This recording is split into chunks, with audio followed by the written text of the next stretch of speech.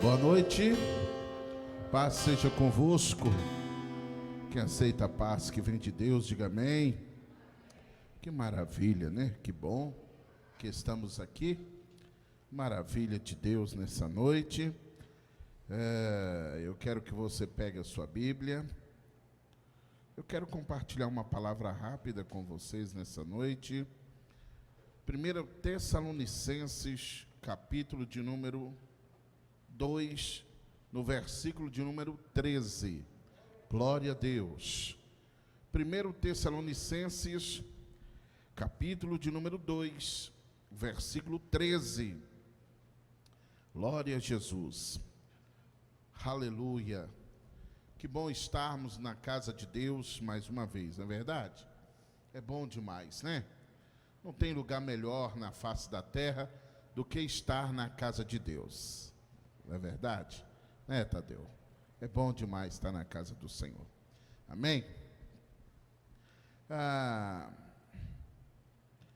Eu quero falar nessa noite sobre as 3 atitudes da igreja quando ela recebe a palavra. Glória a Deus.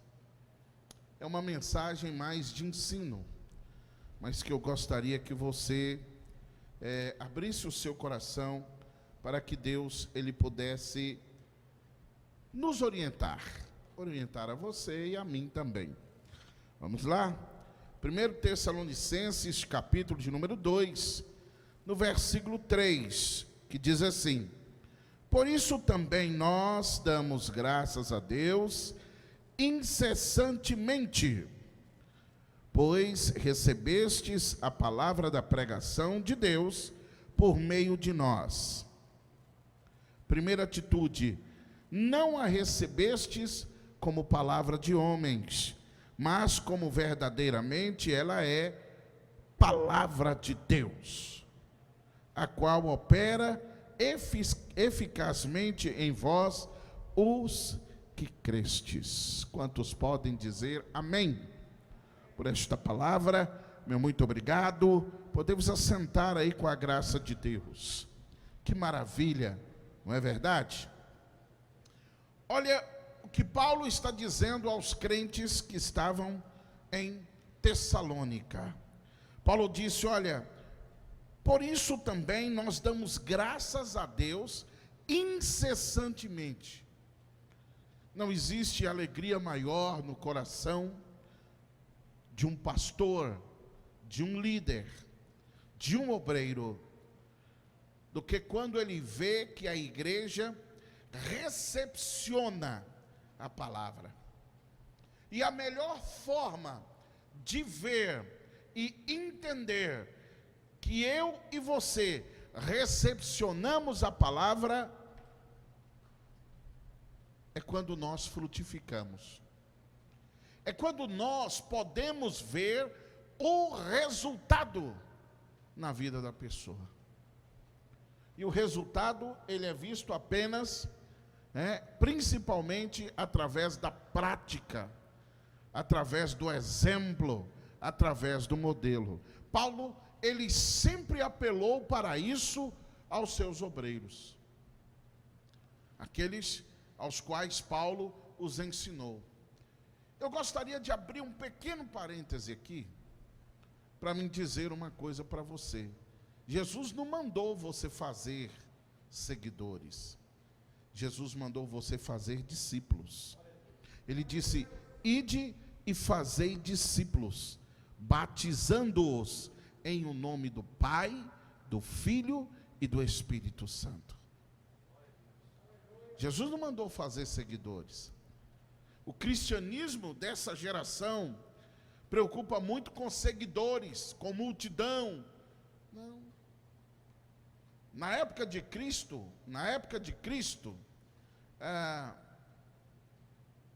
os fariseus criticavam: olha lá, só tem 12.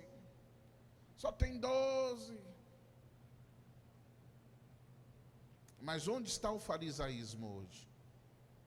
E onde está a igreja de Cristo? Está espalhada ao redor do mundo inteiro. Mas os escribas e fariseus estão limitados e confinados apenas em Israel.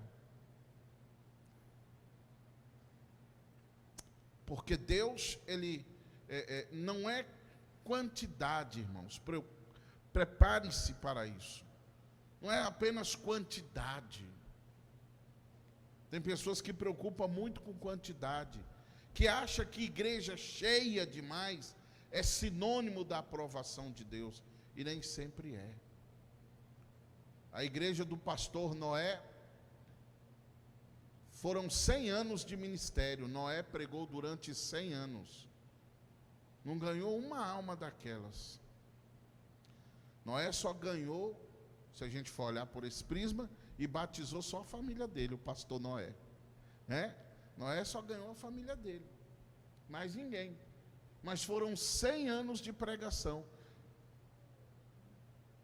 Poderiam dizer, olha lá, a igreja vazia, pouca gente.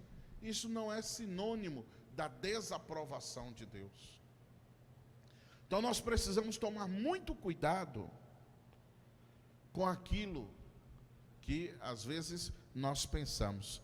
A primeira característica, a primeira atitude de uma igreja quando ela recebe a palavra, eu amei muito isso, quando o Senhor falou ao meu coração, as 3 atitudes da igreja quando recebe a palavra.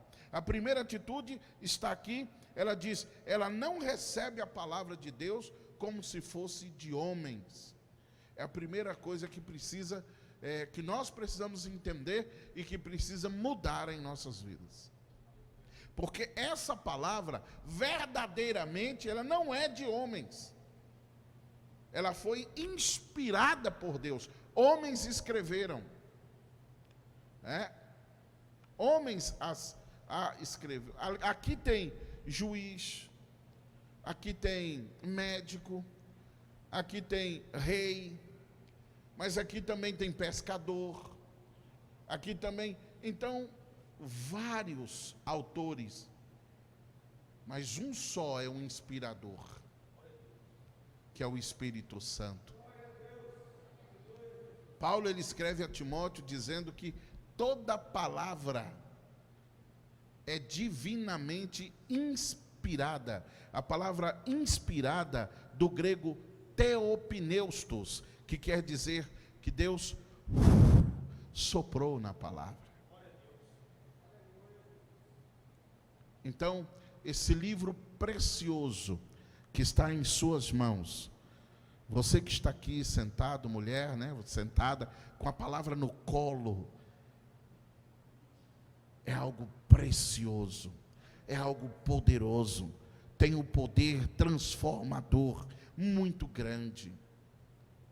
Mas nós precisamos ver como nós recebemos a palavra. Porque essa palavra não é do pastor Luiz, e nem de nenhum outro pastor, ela é a palavra de Deus. Então, olha, a primeira coisa que nós temos que entender, e a primeira atitude que a igreja tem que tomar, quando ouve a palavra, quando recebe a palavra, é que não é uma palavra de homens, mas é uma palavra que vem da parte de Deus, direcionada para a minha e para a sua vida.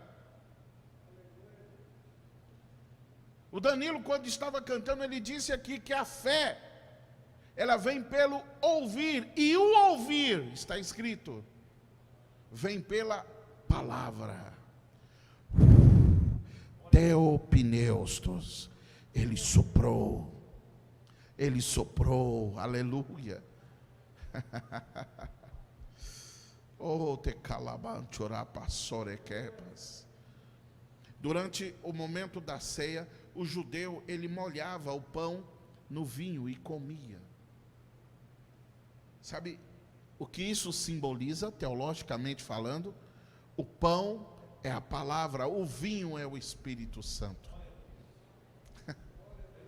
Aleluia.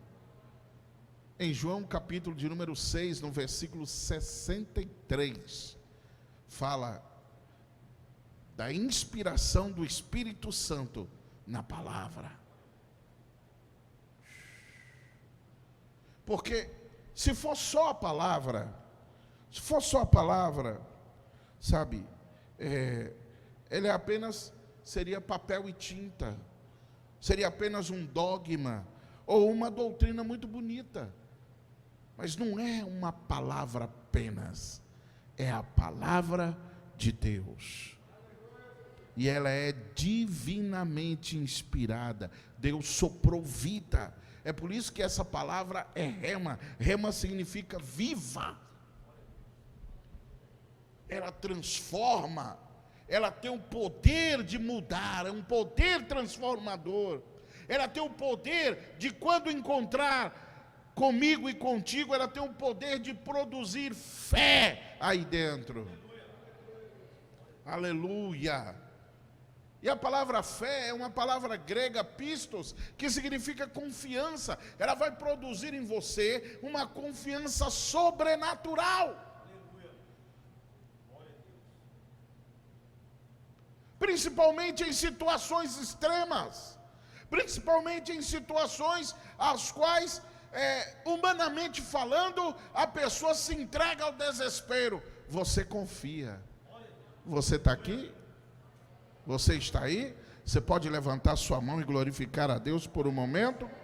Porque essa palavra, quando ela vem de encontro ao nosso coração, nós a recebemos como palavra não de homens, aleluia, mas de Deus.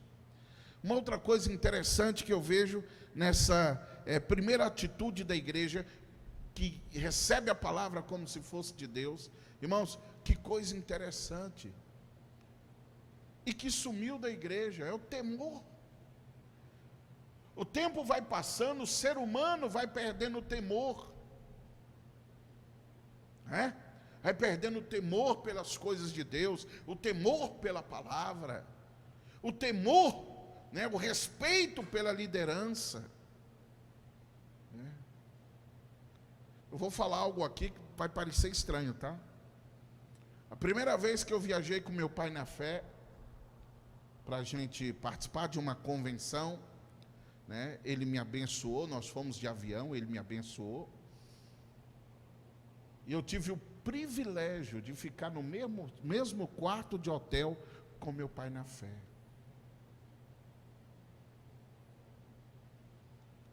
Quando nós entramos no quarto, meu pai na fé tirou a camisa, eu olhei para aquilo, eu pus a mão no rosto, porque até hoje, para mim, ele é um santo homem de Deus.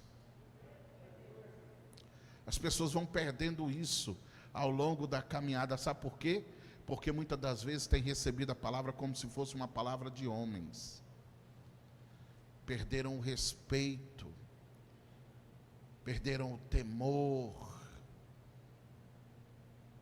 Eu falei, meu Deus, eu pus a mão assim, falei, meu Deus, meu pai na fé está sem camisa. Alguns podem rir, podem ridicularizar, podem zombar,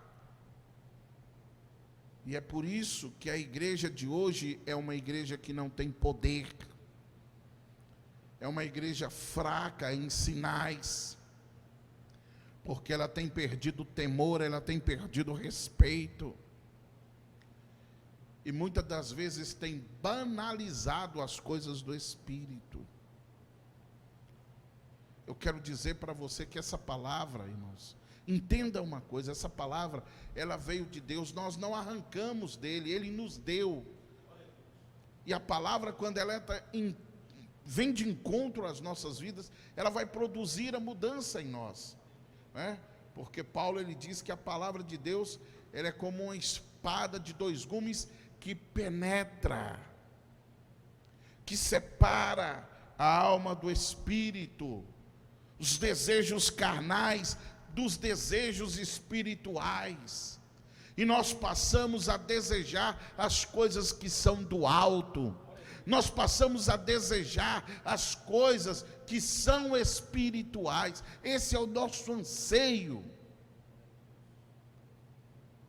mas muitas das vezes a gente não entende, sabe por quê? Porque passamos tanto tempo com as coisas deste mundo, que muitas das vezes ofuscam ou colocam escamas nos olhos para que não vejamos a glória que está por vir.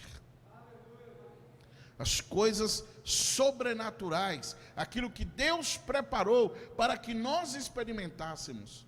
Olha a história do nascimento da igreja, está lá no livro de Atos. Leia o livro de Atos, é um livro totalmente sobrenatural, do começo ao fim. Logo de começo nós vemos Jesus subindo aos céus, né? Jesus aparecendo aos discípulos, apareceu a muita gente, depois de ressurreto. Que coisa gloriosa. Depois que Jesus é assunto ao céu, os anjos descem e diz: varões galileus, por que estáis olhando para o céu? Esse mesmo Jesus que vocês estão vendo, que está subindo, ele vai voltar. Aí o anjo vai dar uma ordem, a partir dali começa, você está entendendo?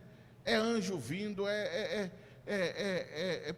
corrente caindo no chão, é prisão se abrindo, é o sobrenatural acontecendo, é Filipe sendo arrebatado e levado, né, junto a uma carruagem, para uma outra cidade, depois de correr e acompanhar uma carruagem. Enfim, irmãos, nós vemos somente coisas sobrenaturais.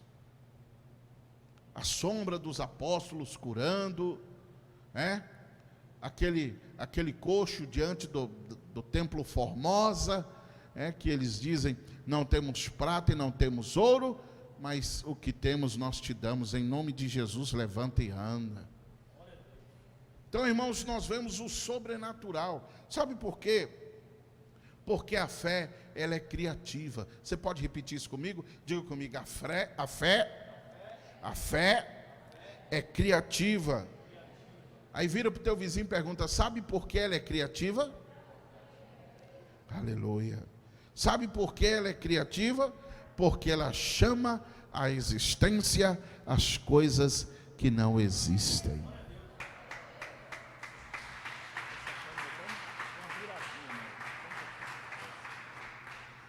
Porque ela chama à existência as coisas que não existem. Aleluia, aleluia, glória. Ela chama a existência as coisas que não existem. Glória a Deus, glória a Deus. Segunda coisa, segunda atitude que a igreja, ela recebe a palavra verdadeiramente como ela é, a palavra de Deus. Essa é a segunda atitude da igreja, irmãos. Ela recebe a palavra como ela verdadeiramente é, a palavra de Deus. Quando você for ler a palavra, não leia como um livro comum. Eu tenho muitos livros na minha biblioteca, muitos. Eu também tenho uma biblioteca virtual, são quase 7.000 livros. Uma biblioteca virtual, ela está instalada no meu computador. Mas eu gosto dos livros impressos. Eu gosto de pegar, eu gosto de ler, eu gosto de marcar, eu gosto de escrever, eu gosto de anotar.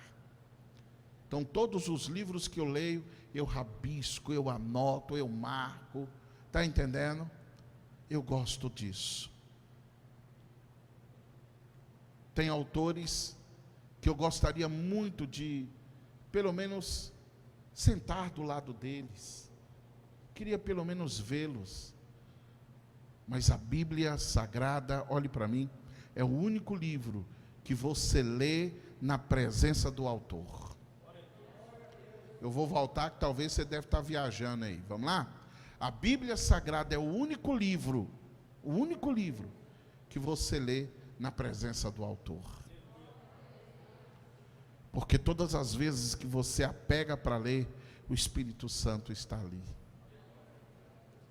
Pede Ele para te ajudar a entender.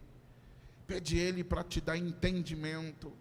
Pede Ele para te mostrar o que Deus quer falar com você. E Deus vai falar. Está entendendo? Deus vai falar com você, porque esta palavra, irmãos, ela chama à existência as coisas que não existem. Glória a Deus. Glória a Deus. Porque a fé, e pela fé, se conhece aquilo que se espera, aquilo que não se conhece. Você está entendendo? Eu vou esperar, eu não conheço, mas eu vou esperar, eu creio, pela fé, porque eu confio. Isso é fé. Quando a fé opera em nossas vidas, nós vemos o invisível. É por isso que o autor aos Hebreus diz que a fé é a certeza das coisas que se esperam e a convicção daquilo que não se vê. A certeza daquilo que eu não estou vendo, eu tenho certeza. Como eu tenho certeza que o meu Deus está trabalhando. Olhe para essa pessoa que está perto de você e diga: Deus está trabalhando. Talvez você não esteja vendo, talvez no momento é só a prova, a luta, o problema, mas Deus está trabalhando. Os problemas existem para que a glória de Deus se manifeste. Os problemas, as lutas existem para que a glória de Deus se manifeste. E ela se manifesta mais gostosa, sabe quando? Quando nós entendemos que essa palavra verdadeiramente é de Deus. Aleluia. Terceira atitude da igreja quando recebe a palavra está aqui: a qual opera eficazmente em vós os que crestes. Eu creio, você crê? Se você crê, essa palavra vai operar. Ela não só vai operar, mas ela vai operar de uma maneira eficaz. Olha que coisa tremenda, irmãos. Quando eu creio, eu estou dando lugar para que a palavra opere um milagre. Quantos aqui precisam de um milagre? Quantos aqui precisam de uma resposta? Alabassori cantaramanássia. Oriergas nopia fleis naus.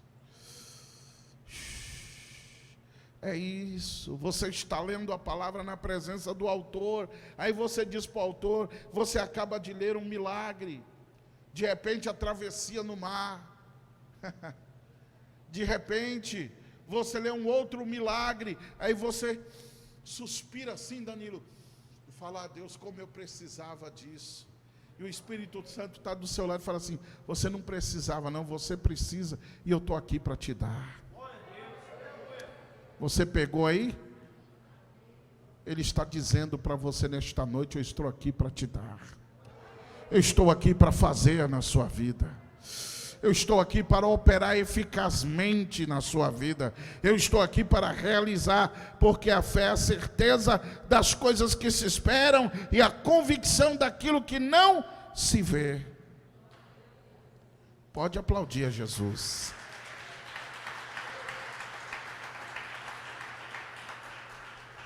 Só que tem um porém, a chave não é ter a palavra. Porque muita gente tem a palavra em várias traduções, tem 20, 30 Bíblias em casa, não é ter a palavra. A chave, eu vou repetir, a chave não é ter a palavra. A chave também não é só ler a palavra. A chave para a operação sobrenatural é crer. É por isso que o texto está dizendo que opera eficazmente naquele que crê. Essa é a terceira atitude da igreja quando recebe a palavra, ela crê. Porque se tiver dúvida, não é fé. Deus não trabalha com dúvida, Deus trabalha com fé. Lembra quando Pedro duvidou? Ele começou a afundar. Ele disse: Senhor, me socorre. Jesus estende a mão e levanta Pedro. E Pedro continua andando sobre as águas. Bom, se Pedro fosse como eu sou, eu nem dormia aquela noite. Só imaginando a cena, eu andei sobre as águas. Eu ia sair correndo, rodando, maravilhado. Eu andei sobre as águas. Meu mestre me ensinou a fé. E quando eu duvidei, eu comecei a afundar. Mas ele falou, creia, vem cá. E eu continuei andando sobre as águas. Você acha como que eles voltaram para o barco? Eles tiveram que andar sobre as águas. Então Pedro andou de novo. E agora ele andou com o mestre, lado a lado com o mestre. Muita gente fala de Pedro, mas eu não conheço nenhum outro homem, além de Pedro e nosso Senhor, que andou sobre as águas. Deus quer que você experimente um milagre.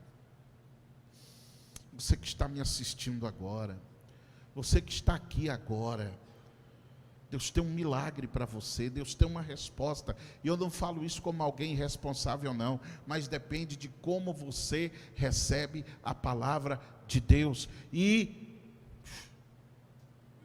terceira atitude da igreja, ela tem que crer, ela crê. Então quando ela crê, Deus opera eficazmente. E Deus quer operar, Deus quer fazer. Seu milagre já está disponível, só que ele depende mais de você do que de Deus. Deus já está pronto, da parte dele já está liberado, mas você precisa crer, você precisa confiar, nós precisamos, já está disponível. Deus está te chamando para viver em uma nova atmosfera, em um outro nível de comunhão, em um outro nível de crença. Não é só cantar, bater palma, pular, né? Deus quer que você vá além. Deus quer que você tenha prazer na leitura dessa palavra e você entender, e o Espírito Santo, o autor dos autores, ele vai te orientar. Aleluia, aleluia. Eu poderia falar N experiências para vocês. Olha, nenhuma situação nos pegou de surpresa. Sempre Deus nos orienta, sempre Deus fala conosco. Como diz lá em Amós, nada acontece sem antes Deus revelar aos seus servos, a saber, os profetas. Não acontece, está na Bíblia, e a Bíblia é a palavra, creia nisso. Deus quer falar com você, não somente através da pregação, mas através também da leitura da palavra, que deve ser o seu maior banquete, que deve ser a sua maior alimentação. É a palavra, aleluia, é a palavra. Ontem eu estava me preparando para vir para uma reunião de obreiros, e aconteceu uma série de situações, e eu confesso para vocês, eu estava muito chateado ontem. Eu não estava com raiva, eu não estava chateado com pessoas, eu estava chateado com algumas situações. Eu estava muito chateado, muito. E naquele momento eu estava sozinho na sala da minha casa, eu debrucei sobre a mesa, onde eu estava me preparando para a reunião, e eu tinha decidido, faltava 2 horas para a reunião, eu ia mandar uma mensagem cancelando a reunião. Eu debrucei sobre a mesa por um momento, fechei os meus olhos, e sabe o que o Espírito Santo falou comigo? Ele falou comigo: quantas vezes você já pregou na igreja dizendo que a sua vida física não tem nada a ver com a sua vida espiritual? Quantas vezes? Eu disse, Senhor, inúmeras vezes. E eu acredito nisso. Ele disse, então não cancele a reunião. Pelo contrário, vá. E ali o Senhor me deu uma palavra. O Senhor falou algo forte no meu íntimo, no meu ser, Danilo. Que a gente prega muito mais com a nossa vida do que com nossas palavras. Que a maior pregação, a pregação mais eficaz é o exemplo, é o testemunho. Não são palavras, porque palavra bonita qualquer um pode falar. Teologia qualquer um pode falar. Qualquer um pode subir no altar e Mas você precisa entender que essa palavra, antes de você transmitir, ela tem que ser vida na sua vida. Você tem que viver o que você prega. E eu, ao longo desses 26 anos de ministério, eu tenho procurado fazer isto. Eu tenho procurado viver o que eu prego. Eu tenho procurado ser um exemplo. Eu tenho procurado testemunhar desta glória, dessa graça. Eu tenho procurado isso. E eu vou concluir essa mensagem dizendo para você: você só tem autoridade a partir do momento em que você prega o que você vive. Está entendendo? Você quer saber qual o nível de sua autoridade? Veja o seu nível de compromisso com a palavra. Veja o seu nível de obediência à palavra. Eu vou terminar com isso. Glória a Deus. Eu vou terminar com um exemplo. Na Índia, uma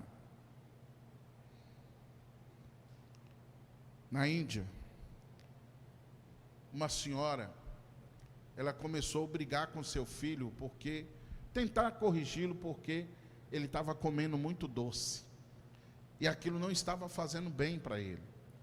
Os dentes do menino já estavam começando a ter problemas, e ela então começou a esconder os doces. Ela escondia os doces, mas sempre o menino achava. Quando não achava, um parente, um tio, a avó, nunca vi gostar de estragar a criança, tia e avô, né?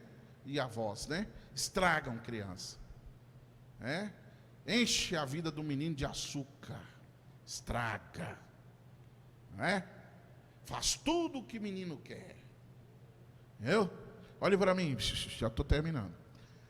E aquela mulher, ela decidiu fazer uma consulta com Gandhi.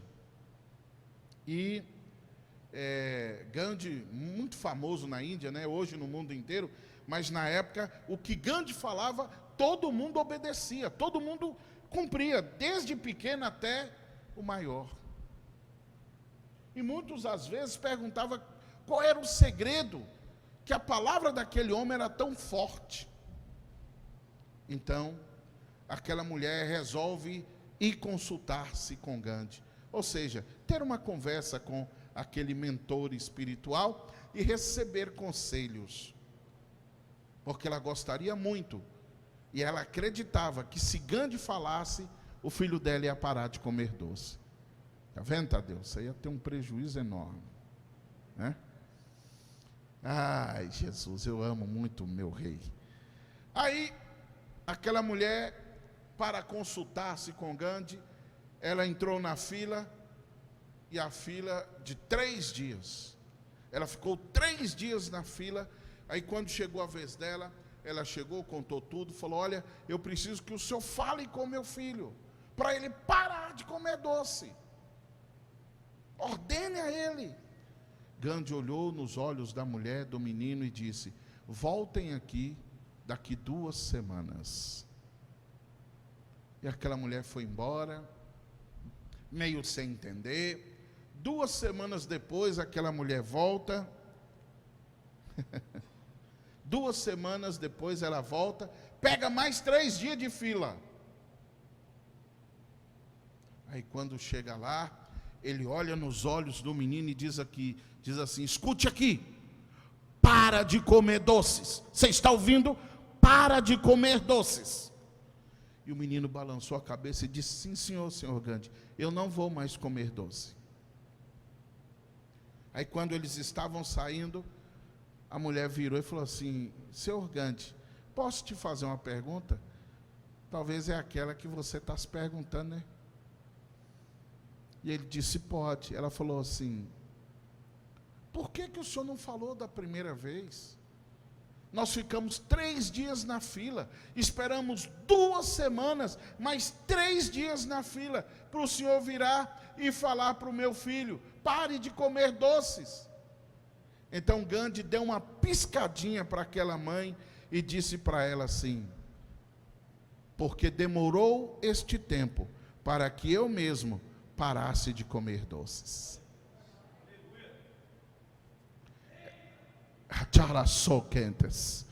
Sabe o que ele quis dizer com isso? Eu nunca ia falar com alguém: faça uma coisa se eu não faço.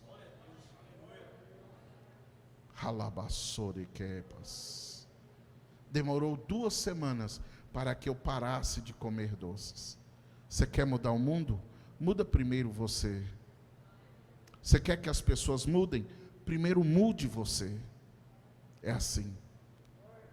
E nós vamos fazer a diferença. E o mundo vai ser diferente. Amém? É com o exemplo. Olha esse homem. Ele falou: não é justo eu falar com o menino: para de comer doce, sendo que eu como doce. Então ele teve que parar, pelo bem da saúde daquele menino. Ele então fez o sacrifício, coisa que muitos cristãos não têm coragem de fazer, e vivem pregando o que não, e pregam o que não vivem. Já está na hora, irmãos, da gente pôr a mão na consciência e entender que essa palavra, ela não é de homens, que nós temos que recebê-la como verdadeiramente ela é, a palavra de Deus, e crer, porque quando nós cremos, essa palavra, ela vai operar com eficácia. Amém, gente? Amém, Jesus? Amém? Glória a Deus, amém? Por quê? O ser humano sempre questiona, Juninho. O ser humano sempre questiona: por que eu fiquei 3 dias na fila? Esperei 2 semanas, fiquei mais 3 dias na fila. E aquele homem disse: é porque demorou esse tempo para que eu pudesse parar de comer doces. E aí sim, eu tinha autoridade para olhar nos olhos dele e dizer: para de comer doce, rapaz. É por isso que muitas coisas não acontecem na vida de muitos. Sabe por quê? Porque eles falam e pregam o que não estão vivendo. Fica aqui esta palavra para você meditar, para que você possa rever os seus conceitos e permitir que o Espírito Santo, o vinho novo, renove você, renove a sua fé, renove a sua mente, renove as suas atitudes e o seu testemunho. Não exija que as pessoas mudem, mude primeiro você. Seja o exemplo, seja o modelo. Aquele homem, o que ele ensinava, ele procurava ser um exemplo, assim como o nosso mestre, muito mais. E os seus exemplos estão aqui, descritos para mim e para você. Os seus exemplos estão aqui e nos foi entregue. Você tem Bíblias em casa, hoje tem Bíblia de todo tipo, e o pastor Luiz também vende Bíblia. Tem vários tipos de Bíblia de estudo, eu também tenho para vender. Mas assim, olha, é necessário, irmãos, que nós demos à palavra de Deus o que ela realmente é. Amém? Fique sobre seus pés. Eu quero orar por você. Eu quero abençoar a sua vida. Eu quero ministrar sobre a sua vida. Eu quero que Deus possa estar fazendo. Lembrou-se? Deus possa estar abençoando você de uma maneira muito especial. Amém? Amém ou não? Coloque a mão à altura do seu coração. Deus, a tua palavra foi pregada nesta noite. Pai, é com poder, é com autoridade, no teu nome que eu quero orar, por esse homem, por esta mulher, que precisa de um milagre. Mas, ó Deus, a primeira coisa que precisamos é crer que esta palavra, ela não é de homens, ela é de Deus. Crer, Pai, crer, para que esta palavra possa operar eficazmente em nós. Assim, Deus, nós oramos, te agradecemos, e eu abençoo a semana desta pessoa, e eu abençoo o ministério desta pessoa, eu abençoo o lar, a família, eu abençoo a saúde, que o Senhor te dê saúde agora, em o nome de Jesus. Toca, meu Pai, da planta dos pés até o alto da cabeça, e que ela receba cura, que ela receba um milagre, na autoridade do nome de Jesus. Assim eu oro, Deus, e abençoo essa pessoa, e que ela tenha uma semana vitoriosa em Cristo Jesus. Amém.